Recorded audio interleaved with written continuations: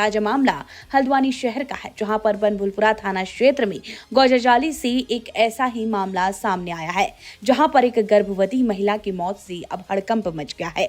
दरअसल ये मामला है 9 जनवरी का, जहां पर आम का बगीचा गौजाजाली निवासी इरशाद पुत्र अब्दुल गफ्फार अपनी पत्नी का गर्भपात कराने के लिए राजवरा उर्फ ममता पत्नी अशरफ के अवैध रूप से चल रहे क्लिनिक पर ले गया, जहां पर इलाज करने के दौरान पत्नी की हालत बिगड़ गई, जिसके बाद इरशाद पत्नी को लेकर सुशीला तिवारी अस्पताल पहुंचा, जहां पर महिला की मौत हो गई।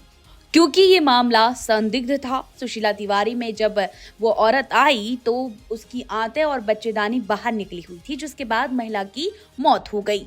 तब ये पूरा मामला देखकर सुशीला तिवारी अस्पताल प्रशासन ने तुरंत इसकी सूचना पुलिस और सिटी मजिस्ट्रेट को दे दी, जिसके बाद मौके पर पहुंची पुलिस और सिटी मजिस्ट्रेट ने कार्रवाई शुरू कर दी। और जब पुलिस ने शव कब्जे में लेकर पोस्टमार्टम करने की बात कही तो परिजनों ने साफ इनकार कर दिया, जिसके बाद ये शक यकीन में बदल गया कि कुछ न कुछ गड़बड़ है। और पूरे मामले में परिजन किसी भी तरह का कोई मामला दर्ज भी नहीं करवा रहे थे और कुछ भी कहने से बच रहे थे, जिसके बाद सिटी मजिस्ट्रेट ऋचा सिंह ने अब बताया कि पोस्टमार्टम रिपोर्ट में एक बड़ा खुलासा हुआ है। गर्भपात किसी अनट्रेंड से करवाया गया है, जिस कारण से इस महिला की मौत हो गई। वहीं महिला की मौत के मामले में 2 लोगों के खिलाफ मुकदमा दर्ज कराया गया है और जिस जगह पर ये गर्भपात कराया गया उसकी पहली मंजिल को पहले से ही सील किया जा चुका है।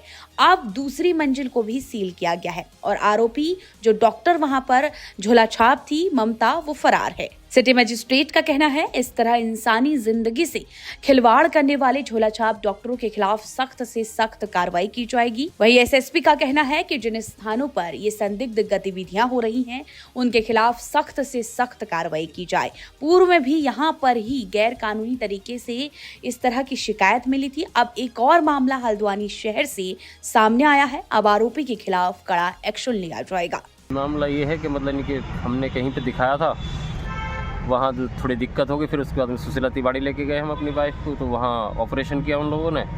और ऑपरेशन करने के बाद में उन्होंने कहा हमने कि भाई थोड़ी सांस लेने में दिक्कत हो रही है, ऐसा भी हो सकता है कि आपका मरीज ना भी बचे।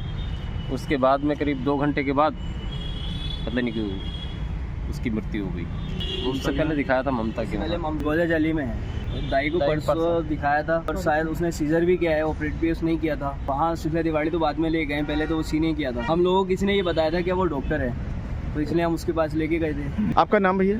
मेरा मोहम्मद इरशाद। उत्तराखंड की हर छोटी बड़ी खबर पर नजर डालने के लिए फेसबुक पेज पर द पब्लिक मैटर को फॉलो करें और यूट्यूब पर चैनल को सब्सक्राइब, लाइक और शेयर जरूर करें। इसी तरह देखते रहिए द पब्लिक मैटर। नमस्कार।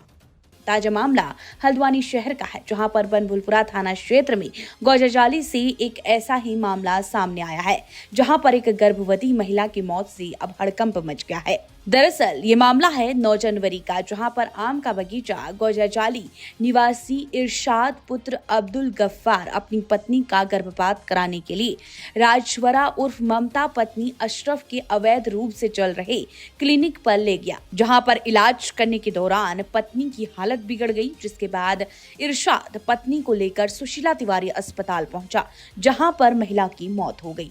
क्योंकि ये मामला संदिग्ध था, सुशीला तिवारी में जब वो औरत आई तो उसकी आंतें और बच्चेदानी बाहर निकली हुई थी, जिसके बाद महिला की मौत हो गई।